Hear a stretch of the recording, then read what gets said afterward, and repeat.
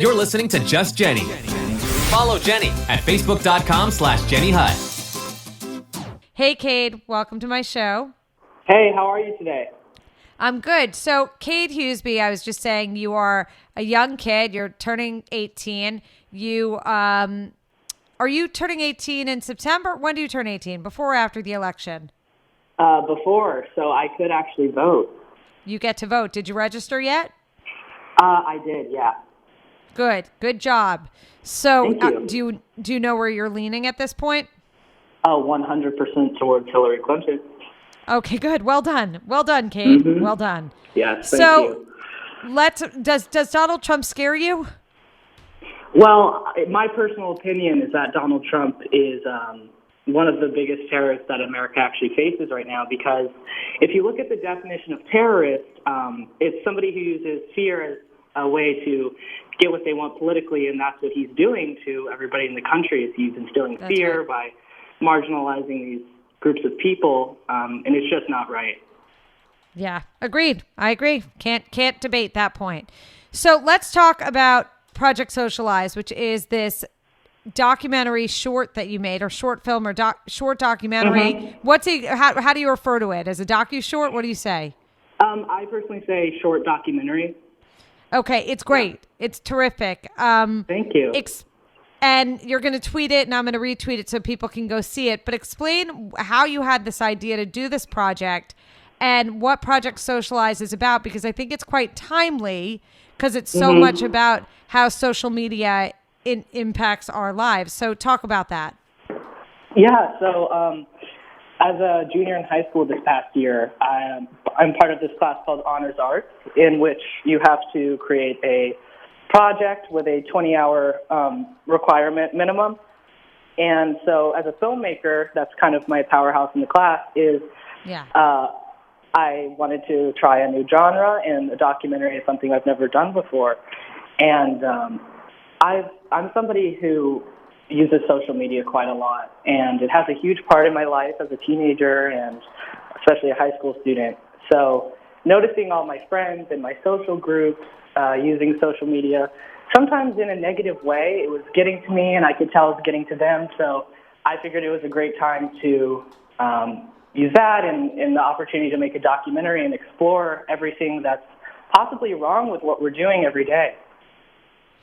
And so what did you find out by doing this documentary? And in that, what surprised you? So I personally found out a lot, and it was a big journey for me as a filmmaker too, because I use social media a lot, and I found out that there are three main effects that social media is having on us every day, and that's we're getting the fear of missing out, which is you're seeing people doing things that you want to be included in. Another one is anxiety, having to keep up with likes and having to keep up with the social norm that is presented so in your face on social media. And then lastly, just how much it impacts our real life interaction skills face to face. That was something that I really wanted to explore here, because I noticed that people will present themselves a certain way online, especially on their social media accounts, and then that expectation is usually underwhelming in person. And so I really wanted to explore how those two different platforms are merging into one, really, our online self and our real life self. Yeah, I mean, I think you're right that the point about the fear of missing out, or what you refer to it throughout the documentary as FOMO. I think that, there is this everybody, and you talk about this too, presents sort of the best side of them. And what I found so fascinating was at one point you have a group of kids talking and essentially saying to one another face to face, you only post pictures where you look really good, and you'll post pictures where you look really good, even if you're posting pictures of people you're not friends with. Yeah, I love the group discussion part of the film, because it's very uncensored. I gave them a sheet of paper with questions, and I selected my friends and some people who I didn't know. So I had an array of high school students talking in that discussion, and all of them had really great intelligent points that I was able to use throughout the documentary.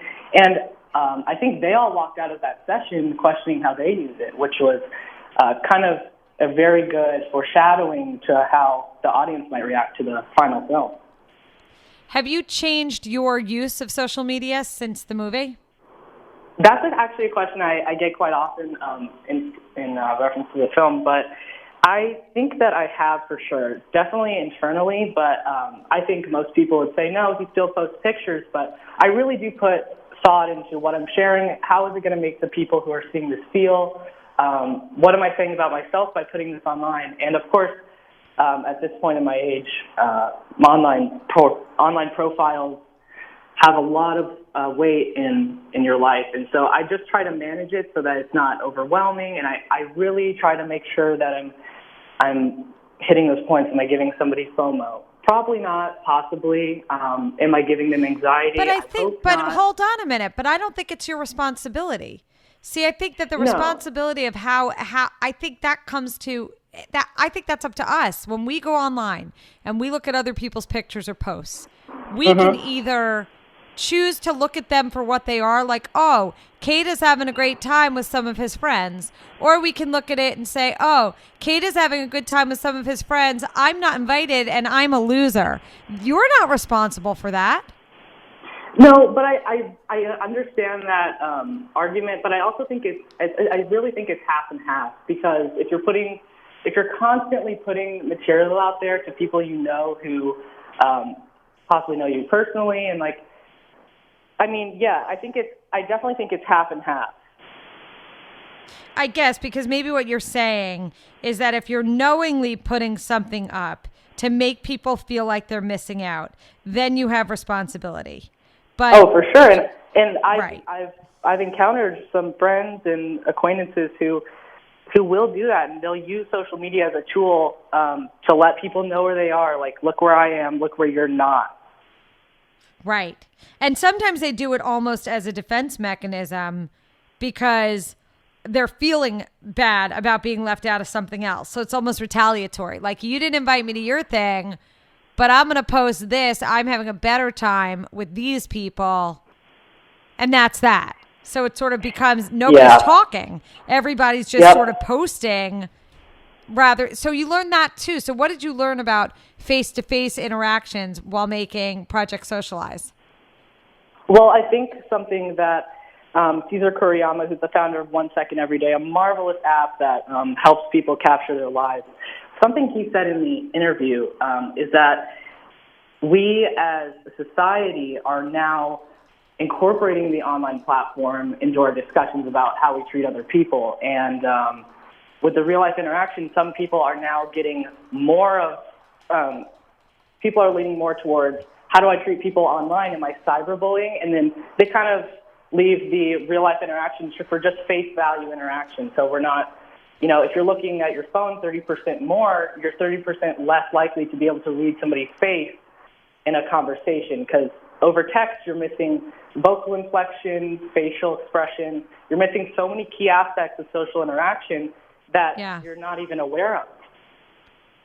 Right. You're missing the nuance of the face-to-face, Correct. Of course. Yeah. So there's not, right. And I guess kids are not as skilled then as well in dealing with one another. They're not used to talking the way we were. Yeah. I mean, the way your parents grew up or the way I grew up, I'm so grateful that I didn't have this level of head in the phone, social media, everything online, because it's really easy to see no one and still feel like you've engaged with human beings. Mm-hmm. And how especially Go ahead. I was going to say, especially on Snapchat, when your stories if people use Snapchat stories profusively, you're just constantly showing somebody what you're doing, and it's like you're not enjoying the moment for itself. You're actually prioritizing getting it on your Snapchat story over enjoying it. That's true. And that's a common sort of thing that people talk about with all the digital photography, that how many pictures do you really need to take? And if you're taking so many, then you're not actually living in the moment. And I get this. There was a time when I took way more pictures than I take now, because I'm trying to not, it's just too much. The volume is so great that it dilutes the value, I feel like, of all of it, of all of the. Yeah, totally. So there was another app that you talked about, or another founder of an app, Beam, and Yeah. it's perspective of activities rather than individuals. So how is that app doing now? Is that still happening? Yeah, Beam is constantly growing, especially because of its founder, Casey Neistat, who has amassed a huge social media following, somewhat ironically. So he's able to tell his followers, like, hey, go get this app. And what the app is doing, which is great, is that it's not giving people that choice to review or preview what they're sharing. And so you put your finger over the proximity sensor, which for some of you who don't know is right next to the selfie camera on your phone.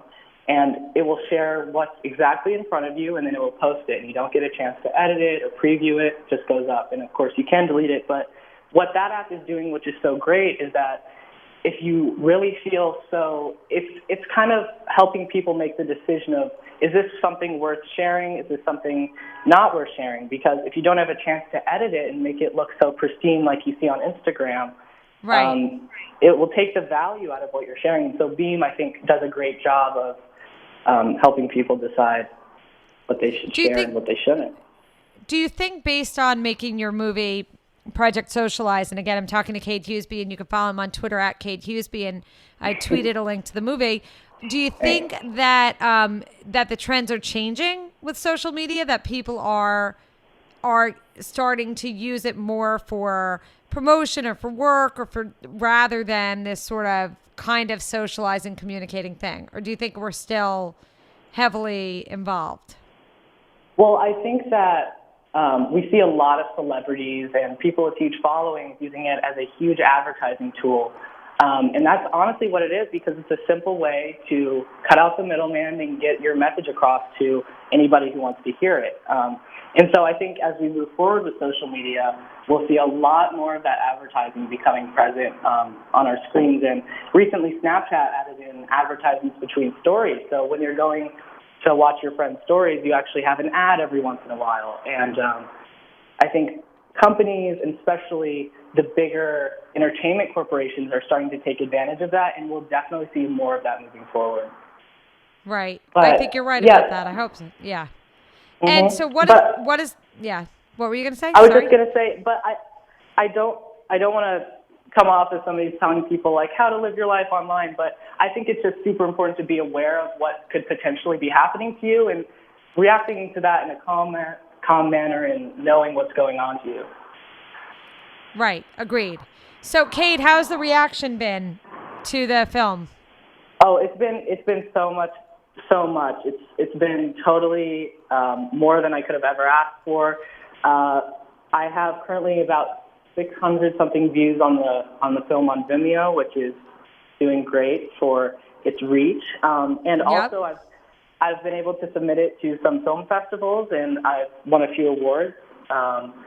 Thanks to this website that does a really great job of distributing your films, called Film Freeway, for anybody who's interested in submitting to film festivals. And the first award it won is at the International Independent Film Awards. It won the Gold Award for Documentary Short, which is really exciting because this is my first time ever submitting to a festival.